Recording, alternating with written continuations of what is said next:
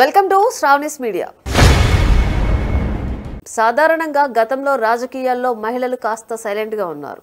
ఎక్కడో ఒకరిద్దరు నేతలు మినహా పెద్దగా దూకుడు కూడా ప్రదర్శించేవారు కాదు. కానీ 10 ఏళ్ల నుంచి మన తెలుగు రాష్ట్రాల్లో మహిళా రాజకీయ నాయకుల వివాదాలు ఎక్కువయ్యాయి. కొందరు మాటలతో వివాదాల్లో ఉంటే మరికొందరు చేతలతో వివాదాల్లో ఉంటున్నారు. వైసీపీలో ఉండే కొందరు మహిళా నేతలు కాస్త దూకుడుగా ఉండేవారు. ఇక ఇప్పుడు కూటమిలో కూడా దాదాపుగా అదే పరిస్థితి నెలకొంది అనే వ్యాఖ్యలు వినపడుతున్నాయి. క్రమశిక్షణకు మారుపేరుగా ఉండే టీడీపీలో కొందరు మహిళా నేతలు హడావుడి పెరిగినట్లు విమర్శలు వస్తున్నాయి.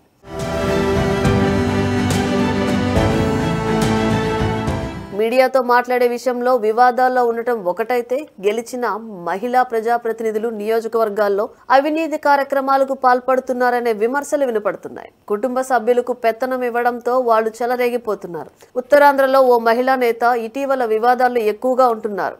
ఆమె కుటుంబ సభ్యులు నియోజకవర్గంలో ఎక్కువగా ఆధిపత్యం చెలాయించడంతో టీడీపీ కార్యకర్తల్లో తీవ్ర అసహనం వ్యక్తమవుతోంది. ఇటీవల ఆమె వైఖరితో ప్రభుత్వం కూడా కొంత ఇబ్బంది పడిన పరిస్థితి ఉంది. ఆమె వ్యవహారాలపై వైసీపీ అధిష్టానం కూడా ఒక కన్నేసి ఉంచినట్లు సమాచారం.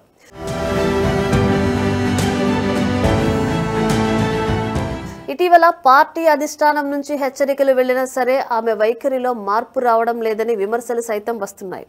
తాజాగా మంత్రి నారా లోకేష్ కూడా ఆమెకు హెచ్చరికలు చేసినట్లు ప్రచారం జరుగుతోంది. అలాగే గుంటూరు జిల్లాలో కూడా ఓ మహిళా ప్రజాప్రతినిధి వ్యవహారం ముందు నుంచి వివాదాస్పదమవుతోంది. అటు రాయలసీమ జిల్లాల్లోని కొందరు మహిళా నేతలు దూకుడుగా వ్యవహరిస్తున్నారని ఆరోపణలు సైతం ఉన్నాయి. సివిల్ తగాదాల్లో కూడా మహిళా ప్రజాప్రతినిధులు ఉంటున్నారనే విమర్శలు సైతం వినపడుతున్నాయి.